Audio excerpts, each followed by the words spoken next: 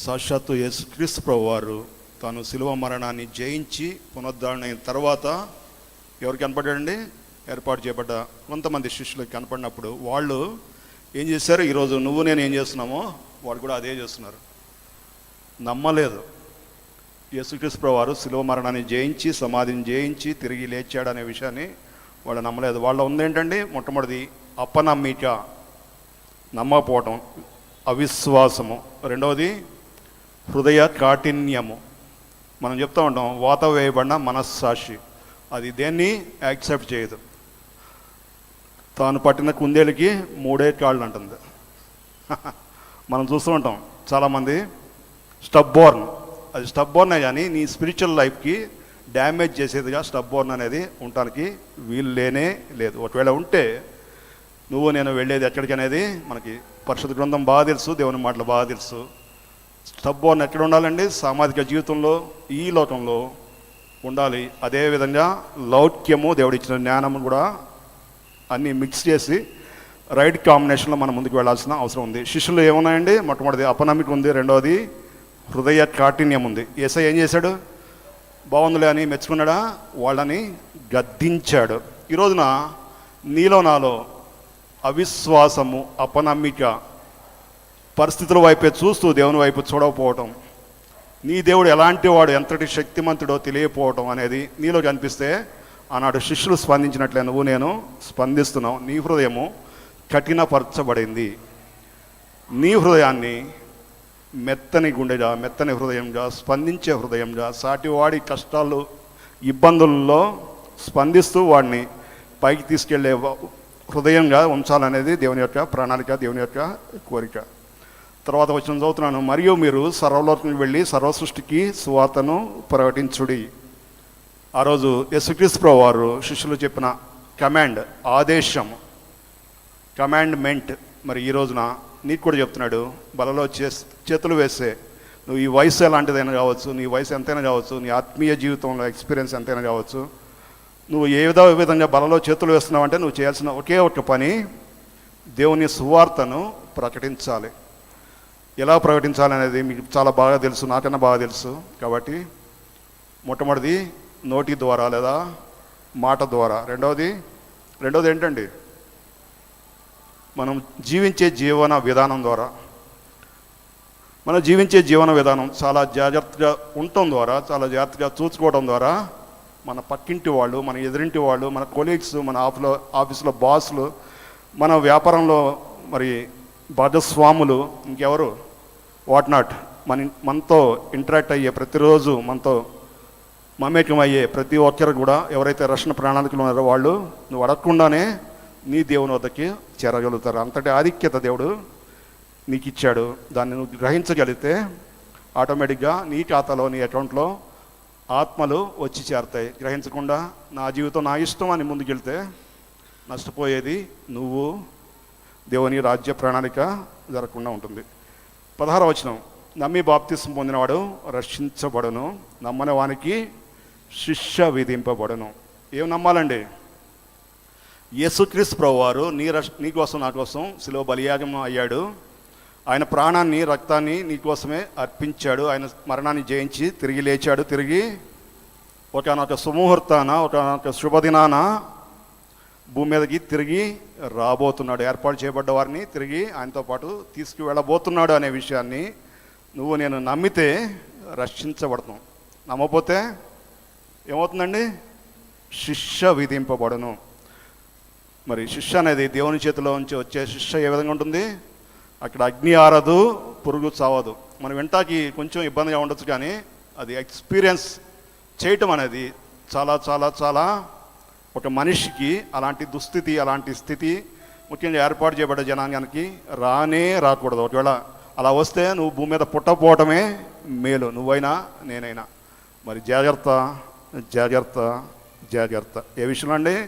మనం జీవించే జీవన విధానం. నీ ఇష్టం, నీ చాయిస్, నీ స్వేచ్ఛ ఉంది, నీ మనస్సాక్షి ఉంది, నీ అభిరుచులు ఉన్నాయి, నీ హాబీలు ఉన్నాయి, నీ అలవాట్లు ఉన్నాయి, నీ జీవన విధానం ఉంది. ఏదైనా సరే నువ్వు ఏదైనా చెయ్యి.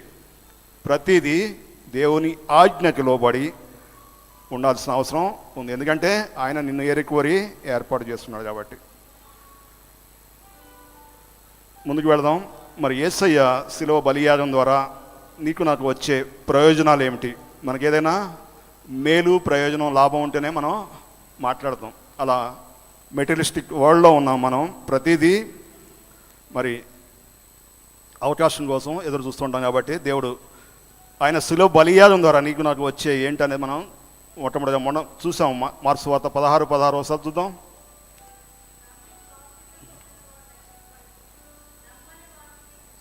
యేసయ్య శిలువ బలియాగం ద్వారా నీకు నాకు వచ్చేది ఏంటండి? రక్షణ లేదా సాల్వేషన్. అది ₹1,00,00,000 ఇచ్చినా దాన్ని కొనుక్కోలేమండి. అలా కొనుక్కునే లెక్క అయితే మరి ప్రపంచంలో ఉన్న ధనవంతులందరూ డబ్బులు పడేసి వెంటనే తీసేసుకునేవాళ్ళు. మరి మొన్ననే యూట్యూబ్లో చూశాను, పరలోకంలో స్థలాలను కూడా అమ్ముతున్నారంట ఓ పాస్టర్ గారు. పరలోకంలో స్థలాలు అమ్ముతున్నాడు.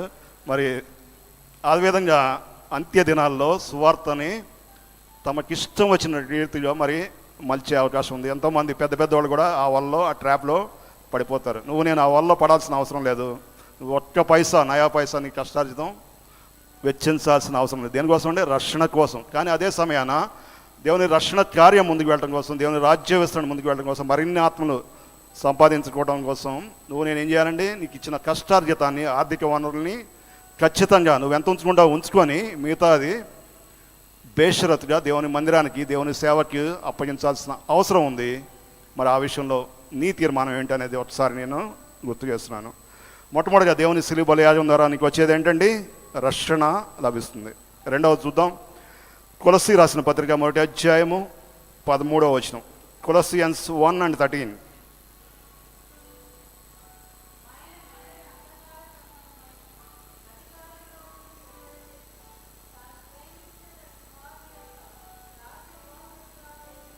యేసయ్య శిలువ బలియాగం ద్వారా నీకు నాకు లభించే ప్రయోజనాలు లేదా లాభాల గురించి మనం ధ్యానించుకుంటున్నాం. మొట్టమొదటిది రక్షణ.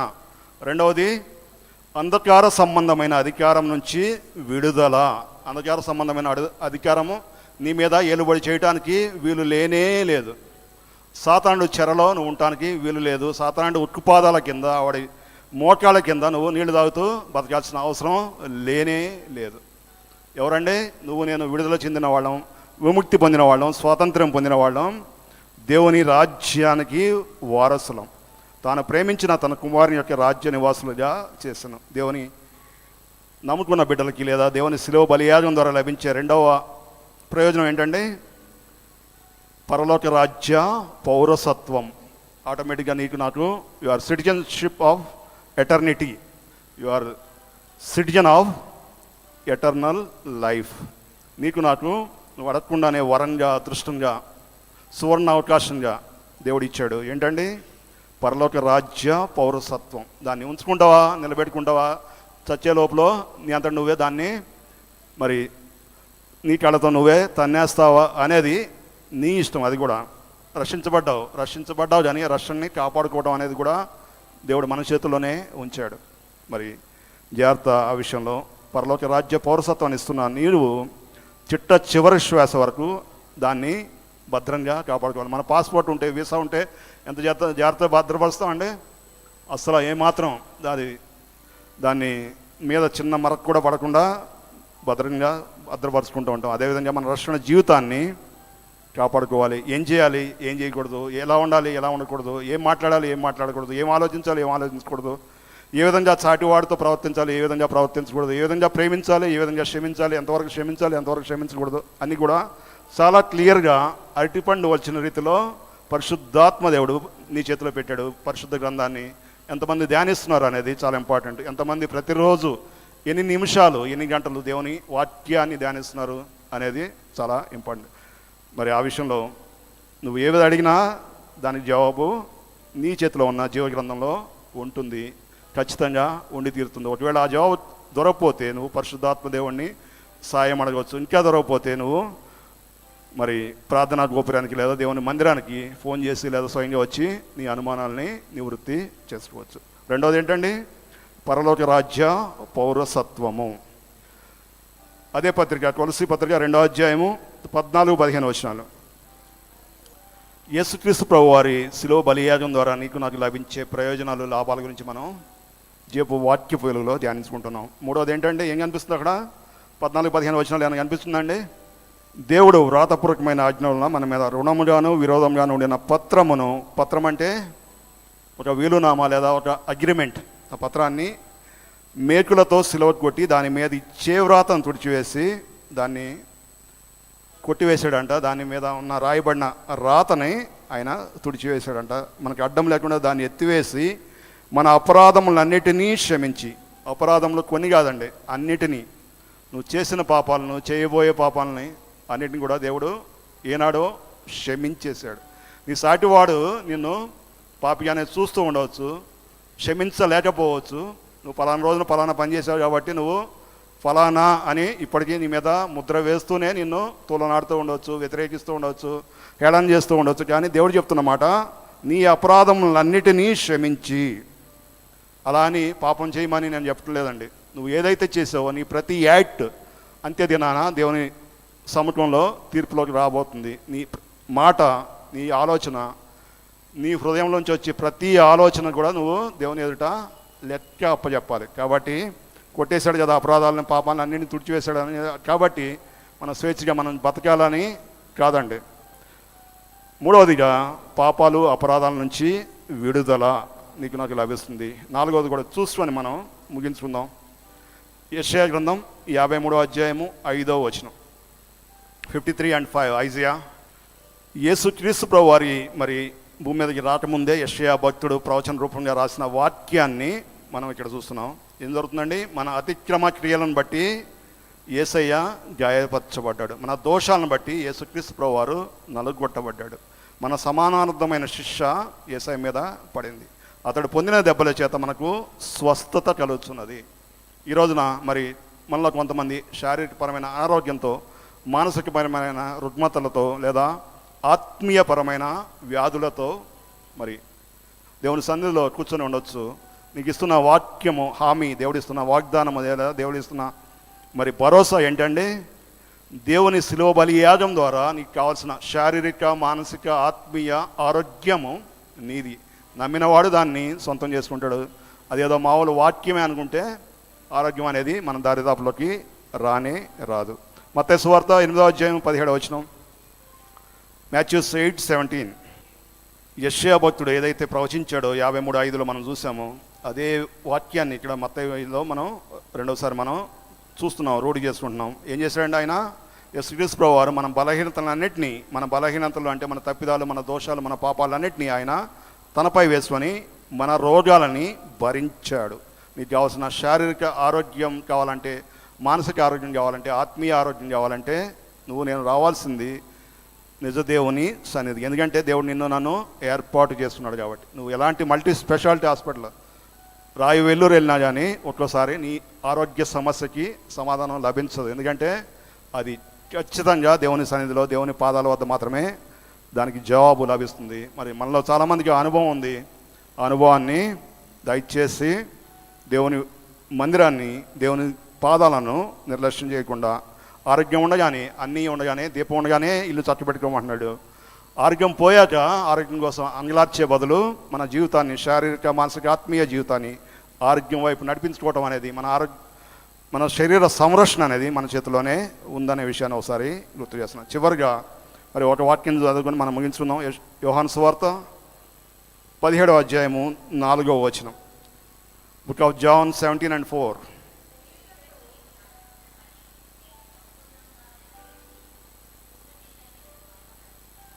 చేయుటకు నీవు నాకు ఇచ్చిన పని. దేవుడు నీకో పని ఇచ్చాడు, నాకో పని ఇచ్చాడు. నా పని చూసి నువ్వు కంగారు పడవసరం లేదు, నీ పని చూసి నీ పక్క వాళ్ళు కంగారు పడవసరం లేదు. ప్రతి ఒక్కరికి ప్రత్యేకమైన అసైన్మెంటు దేవుడు ఇచ్చాడు. అది ఏంటి అనేది దేవుని చేతిలోంచి నువ్వు అడిగి తెలుసుకోవాల్సిన అవసరం ఉంది. అంతే తప్ప ఇప్పటి గారు ఫలానా పనిలో చాలా దూరం వెళ్ళిపోయాడు కాబట్టి మనం కూడా వెళ్దామని వెనకాల పరిగెత్తుకొని రావాల్సిన. అప్పుడు దేవుడు అడుగుతాడు, నీకు ఇచ్చిన పని ఏంటి, నువ్వేం చేస్తున్నావు, నేను ఎక్కడ తీసుకెళ్ళాలనుకున్నావు, నువ్వు ఎక్కడ ఉన్నావని దేవుడు ఖచ్చితంగా అడుగుతాడు. చేయుటకు నీవు నాకు ఇచ్చిన పని ఏం చేయాలండి? సంపూర్ణంగా నెరవేర్చి, అలా నెరవేర్చడం ద్వారా ఎప్పుడు లోపల నెరవేరుస్తామండి? మన శ్వాస మనం పీల్చుకున్నప్పుడు మాత్రమే సాధ్యమవుతుంది. కాబట్టి భూమి మీద జీవించున్నప్పుడే, జీవంతో ఉన్నప్పుడే, ఆరోగ్యంతో ఉన్నప్పుడే, ఆయుష్తో ఉన్నప్పుడే దేవుడు నీ చేతిలో ఏ పని అయితే పెట్టి నేను భూమి మీద పంపించాడో దాన్ని సంపూర్ణంగా అంటే 0.0001% కూడా నువ్వు మినహాయింపు లేనే లేదు. నేను పాస్టర్ గారి అబ్బాయిని కదా అని మినహాయింపు, లేదా పలానా బిషప్ గారి అల్లుని కదా అని మినహాయింపు ఉండటానికి లేనే లేదు. నువ్వు ఖచ్చితంగా సమాధిలోకి దిగే ముందుగా దేవుడు ఇచ్చిన పనిని, దేవుడిని చేతిలో ఉంచిన ప్రణాళికను నెరవేర్చడం ద్వారా ఏం చేస్తావండి? భూమి మీదే దేవుడి నామాన్ని మహిమపరుస్తావు. వినిపిస్తుందండి? చెవి గలవాడు వినుగాక. దేవుడు ఇచ్చిన పని చేయకుండా నీ ఇష్టానుసారంగా నువ్వు ముందుకు వెళ్తూ ఉంటే ఏమవుతుందండి? దేవుని నామం అగౌరవపరచబడుతుంది. దేవుని నామానికి మహిమ బదులుగా అపకీర్తి, అపఖ్యాతి వస్తుంది. ఎవరి ద్వారా అండి? నీ ద్వారానే, నా ద్వారానే.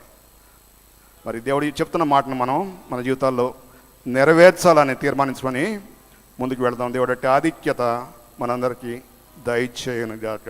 యోహాను సువార్త 17:4 మరోసారి మీ ముందు ఉంచుతున్నాను. చేయుటకు నీవు నాకు ఇచ్చిన పని నేను సంపూర్ణంగా నెరవేర్చి భూమి మీద నిన్ను మహిమపరిచితిని. ఎక్కడ మహిమపరుతాండి దేవుణ్ణి? పైకి వెళ్ళాక కాదండి. పైకి వెళ్ళాక దేవుడు ఎట్లయినా దేవుని నామం ఎల్లవేళలా మహిమపరచబడుతుంది. నువ్వు నేను చేయాల్సిన పని భూమి మీదే దేవుని నామాన్ని మహిమపరచాలి.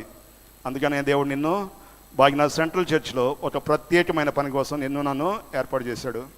గమనించిన వాళ్ళు మనం తీర్మానం చేసుకొని ముందుకు వెళదాం. దేవుడి ఆధిక్యత మనందరికీ మెడుగా దయచేయనుగాక. ఆమేన్.